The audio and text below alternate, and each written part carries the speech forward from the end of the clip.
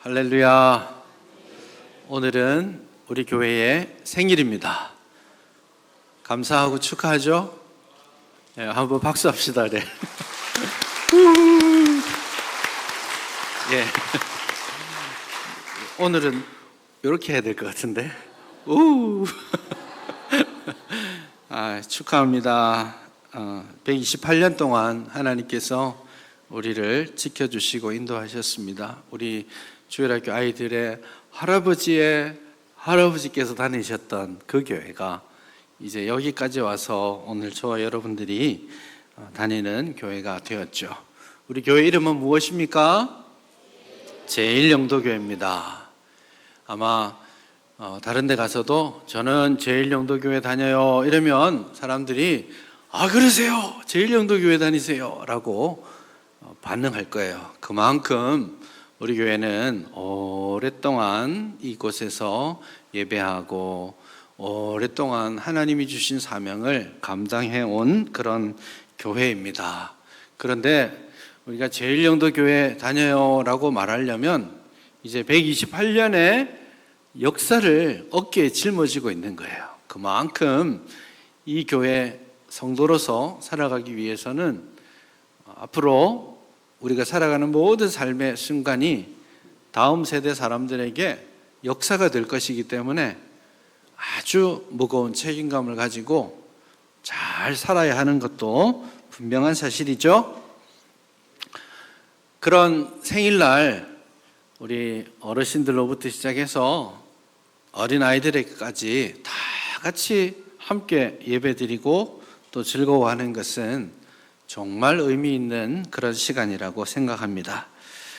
온 공동체가 함께 예배하는 즐거움이 우리 모두에게 있기를 바랍니다.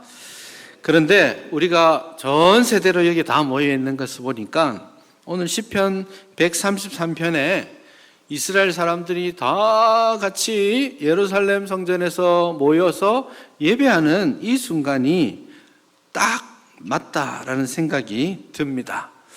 이스라엘 백성들은 1년에 3번 정도는 정해진 절기를 지키기 위해서 각자의 집을 떠나서 예루살렘 성을 향해 여행을 떠나야 합니다. 요즘처럼 차를 타고 탁 오면 끝나는 게 아니라 집에서부터 걸어서 며칠을 걸어서 어떤 사람들은 한 일주일을 걸어서 와야 예배를 드릴 수 있는 그때였어요. 그런데 1년에 3번 정도는 사람들이 자기의 일들을 다 내려놓고 하나님을 찾아서 하나님을 예배하기 위해서 예루살렘 성전을 향해 여행을 떠났어요. 그런데 여행을 떠나기 위해서 집에서 나올 때는 혼자겠죠. 나 다녀오겠습니다. 일주일 후에 봐요. 혹은 2주일 후에 봐요. 어떤 사람은 3주 지나서 돌아올 수 있을 거예요 라고 그렇게 말을 하고 떠납니다. 혼자 긴 여행을 시작하는데 이제 그 마을을 벗어나서 또 지나가던 사람들을 만납니다. 저 마을에서 저 동네에서 사람들이 한 명씩 나옵니다. 당신 어디 가시오? 나 예루살렘에 예배하러 가요. 그럼 같이 가네? 그럼 오늘 지금부터 같이 갑시다. 또 마을을 지나니까 저 도시에서 또 사람들이 몰려옵니다. 그래서 많은 사람들이 여행을 함께 하기 시작하는 거예요. 그리고 마지막 여리고쯤에 도착하게 되면 거기에 숙박하면서 하루 지내는 많은 사람들이 다 각 처에서 예배하러 온 사람들이었어요. 그리고 마지막 그 산길, 여리고에서 예루살렘까지는 산길이에요. 꽤 높은 산길이죠. 한 1100m, 1200m 정도 이렇게 올라가야 되는 그런 산길입니다. 그 산길을 지나 올라가면서 하나님께 예배하고 찬송하는 거에 힘이 들죠. 헐떡 힘든데 이 힘든 거를 함께 예배하러 가는 사람들이 다 같이 손을 잡고 어려움의 길들을 다 이겨내는 거예요. 그래서 성전으로 올라갈 때 같이 불렀던 노래들이 오늘 시편에 나오는 노래예요. 시편 133편이 첫 표제어를 이렇게 말합니다. 다윗의 시, 성전에 올라가는 노래 이렇게 되어 있죠. 이 성전에 올라가는 노래는 34편도 그렇고 132편도 그렇고 120편도 그래요. 120편부터 134편 15개 시편은 성전으로 향하여 올라갈 때 사람들이 함께 노래를 불렀던 겁니다. 예배당을 기대하면서 성전을 만날 것을 기대하면서 어려운 길을 가고 외로운 길을 가고 있으면서 한 사람 한 사람 신자들이, 믿는 사람들이 만나서 같이 찬양하며 그 어려움의 길을 지나온 거죠. 내가 산을 향하여 눈을 들리니 나의 도움이 어디서 올까? 이 노래 아시죠? 시편 121편이에요. 산길을 가면서 주변의 산악 그 지대를 보면서, 산을 보면서 나의 도움이 어디서 올까라고 하니까 나의 도움이 오직 천지를 지으신 하나님께로부터입니다 라고 같이 찬양하는 겁니다. 그 하나님이 나를 지켜주시는구나, 그런 생각을 하면서 찬송하면서 올라오고 성전에 딱 도착합니다. 여러분, 성전이 얼마나 웅장하고 아름다운지 몰라요. 우선은 예루살렘 성을 먼저 보겠죠. 산을 쫙 올라가다 보면 여기 웅장하게 서 있는, 동네에서는 절대 볼 수 없었던 그런 예루살렘 성이 보입니다. 너무너무 튼튼하게 장벽이 탁 쳐져 있는 그 성을 보면서 압도되는 마음을 가졌을 거예요.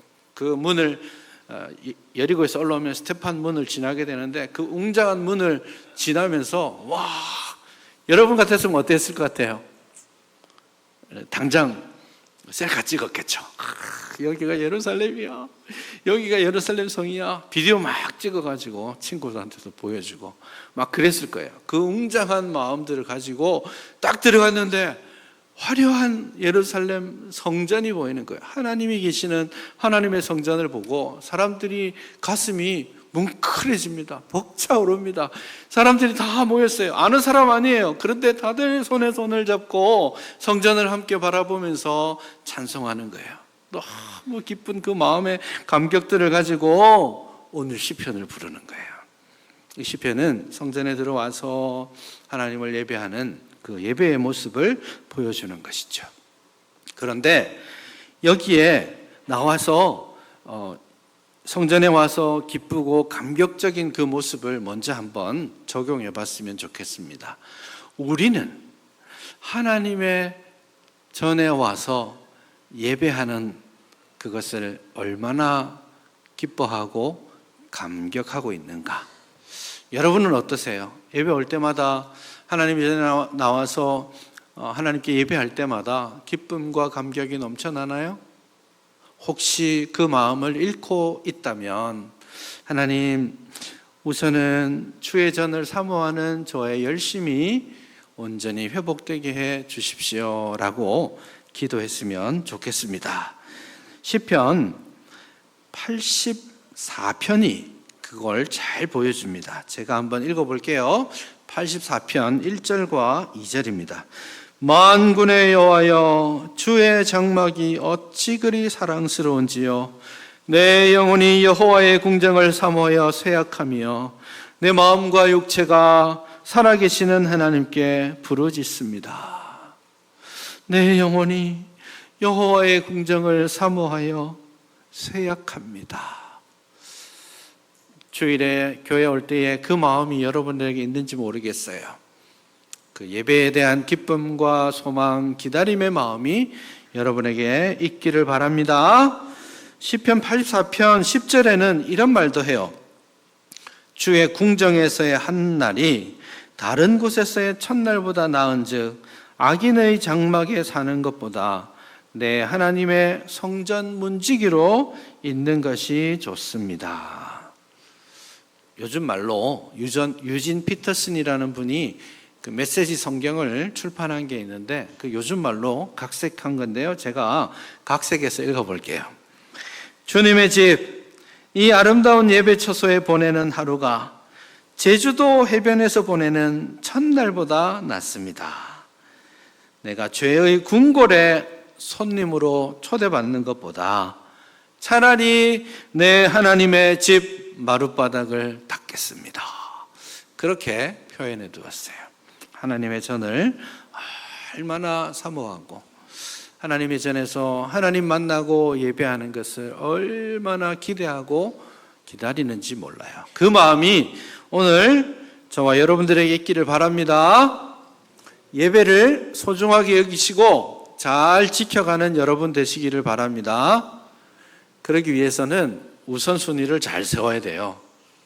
나는 무조건 하고 주일날은 예배가 가장 중심이야.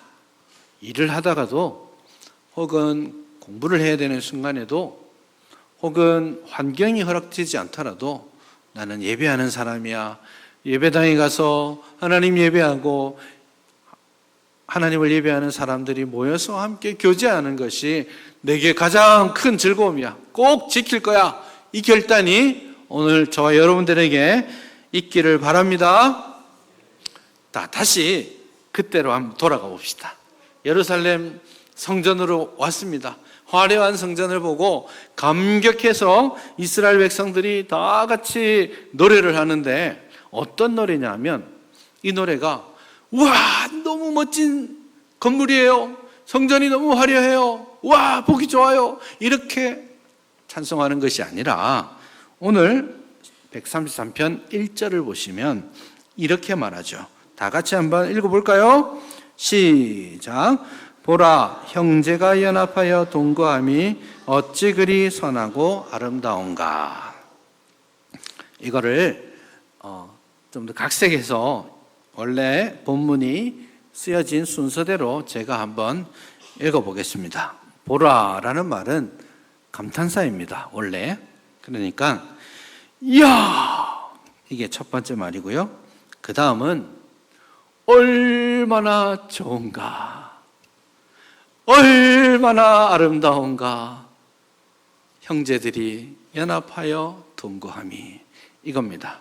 그러니 시편 133편 1절은 우리가 다 같이 모여서 하나님을 예배하는 이것이 너무 좋고 너무 아름답고 성전의 그 화려함보다 더 나를 행복하게 하는 거예요.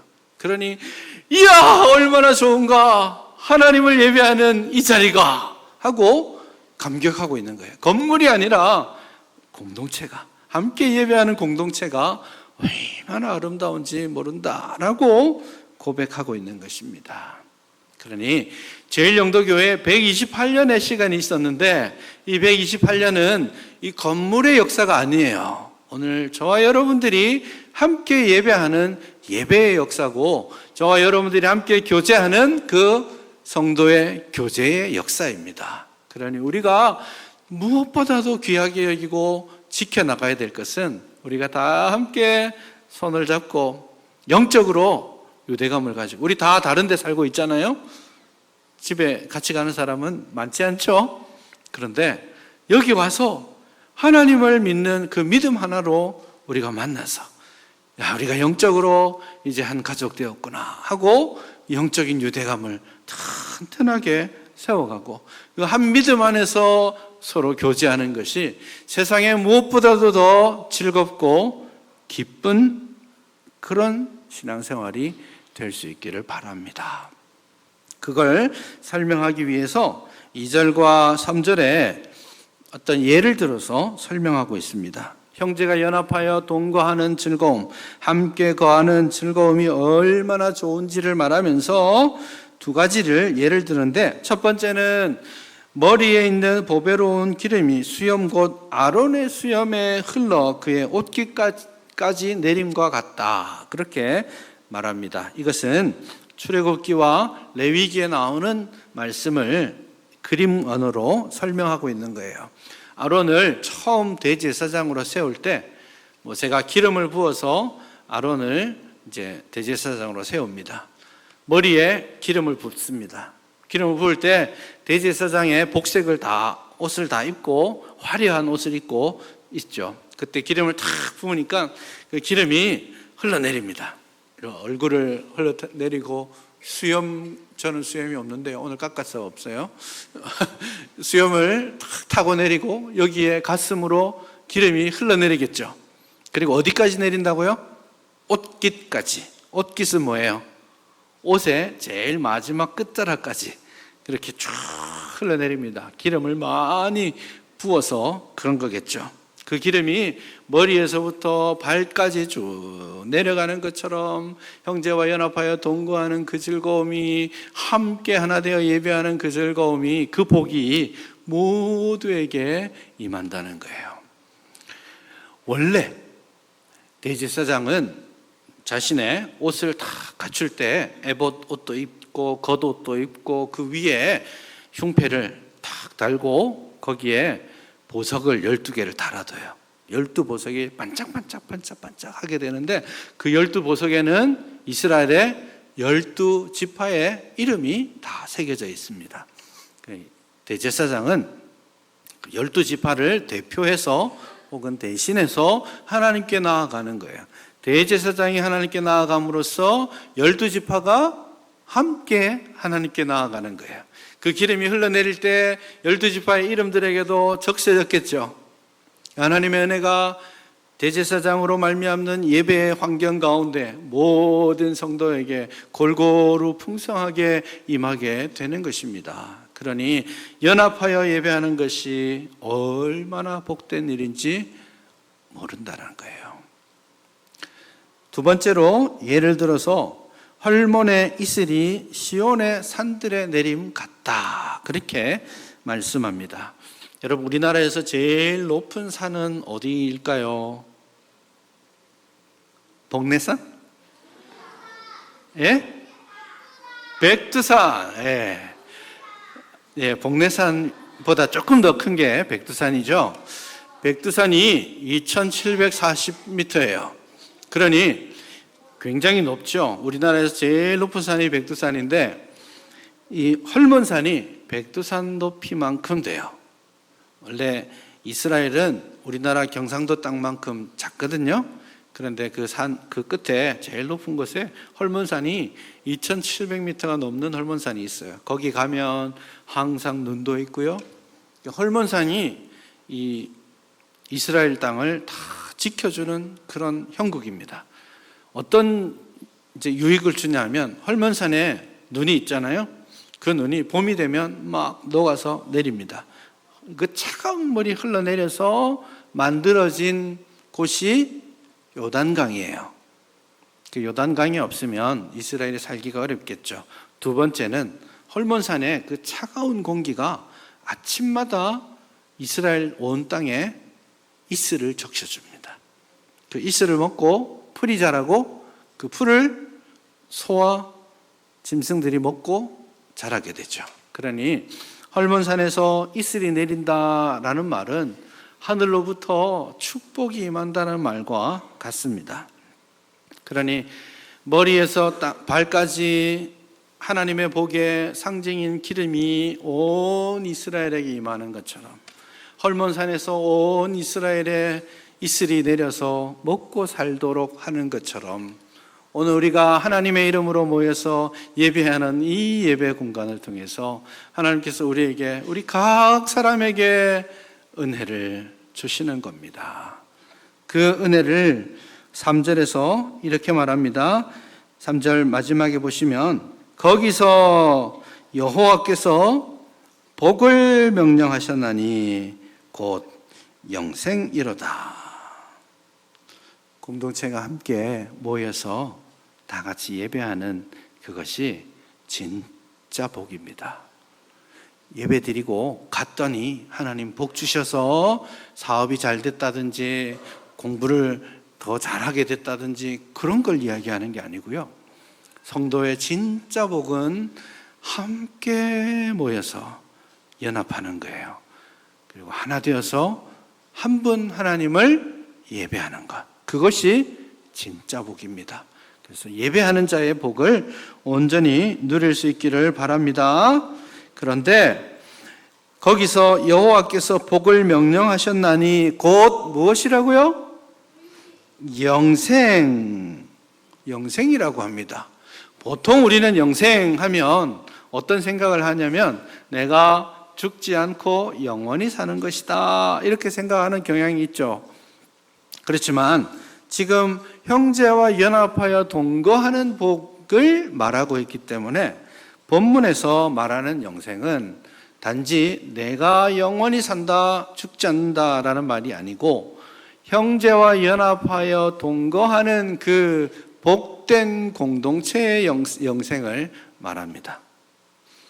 교회가 영생한다라는 거예요. 예배가 영생한다라는 거예요. 그럼 어떻게 예배는 영생할 수 있을까요? 128년 전에 우리 교회가 세워졌습니다. 그때 교회를 세웠던 분들은 이곳에 한 분이라도 있을까요? 없을 거예요. 이미 128년이 지났어요. 그러면 그때 세웠고 예배했던 사람들은 더 이상 여기에 있지 않지만 100년이 지났고 128년이 지나도 여기에 여전히 있는 것은 뭐예요? 제1영도교회입니다. 하나님을 예배하는 교회 공동체는 지금도 살아 있습니다. 세대를 넘어가도 계속되는 것이 있기 때문이에요. 세대를 넘어가도 영원한 것은 뭐냐면 하나님이세요. 하나님이 우리에게 약속하신 그 언약은 세대를 넘어도 영원히 신실하십니다. 그리고 그 하나님을 예배하는 예배 공동체는 또한 영원히 계속될 겁니다. 앞으로 128년이 지났어요. 우리 중에 128년 후에 여기 있을 거라고 생각하시는 분이 계세요? 있답니다. 우리 유치부 아이들은 있을 수 있어요. 요즘 워낙 좋아져서 그때 되면 128년 나 128살이야 이러면은 아직 계시는 분이 있겠습니다. 아마 그 친구가 내가 128년 전에 여기서 예배 드렸어 하고 간증하고 있을 수도 있겠습니다. 그러나 대부분의 사람들은 128년 후에 여기에 있지 않을 거예요. 하지만 그때도 무엇은 영생할까요? 제1영도교회는 영생할 줄 믿습니다. 건물을 100년, 200년 가도 무너지지 않는 튼튼한 건물을 지어서가 아니라 한 분 하나님을 예배하는 예배 공동체를 잘 세우기 때문에, 그래서 오늘 저와 여러분들이 이 막중한 책임감을 가지고 형제와 서로 연합하여 동거하는 복된 공동체를 사모하고 만들어가기 위해 힘을 써서 수고해야 합니다. 연합하는 게 쉬울까요? 어려울까요? 생각보다 쉽지 않습니다. 우리가 기분 상하는 이유는 너무나 많습니다. 우리가 분열하고 등 돌릴 이유는 아주 많아요. 1000만 가지 이유가 있지만 우리가 그럼에도 불구하고 나뉘어지지 않아야 되는 한 가지 이유, 하나님께서 우리를 당신의 자녀로 삼아주셨다는 겁니다. 우리를 예수 그리스도의 보혈의 피로 값주고 사셨다는 것 때문에 우리는 분열하지 않을 수 있고 분열하지 않아야 합니다. 그래서 주 앞에서 하나됨을 힘써 지켜가는 우리 모두가 될 수 있기를 바랍니다. 그렇게 해서 간절히 바라기는 제1영도교회가 128년 동안 쉼없이 예배를 지키고 예배 가운데 하나님의 백성을 만들어냈던 것처럼 앞으로의 128년을 또한 쉼없이 달리고 달려 하나님이 기뻐하시는 그런 복된 교회 공동체 만들 수 있기를 바랍니다. 오늘 저와 여러분들의 마음이 시편 133편 1절의 마음이었으면 좋겠습니다. 이야, 얼마나 좋으냐! 이야, 얼마나 행복하냐! 이 아름다운 예배, 우리가 함께 예배하는 이 즐거움이 얼마나 좋은지 모르겠어. 이 고백이 오늘 저와 여러분들의 고백이 되기를 바랍니다. 128년에도 그 고백이 이곳에서 있을 줄 믿습니다. 기도합시다.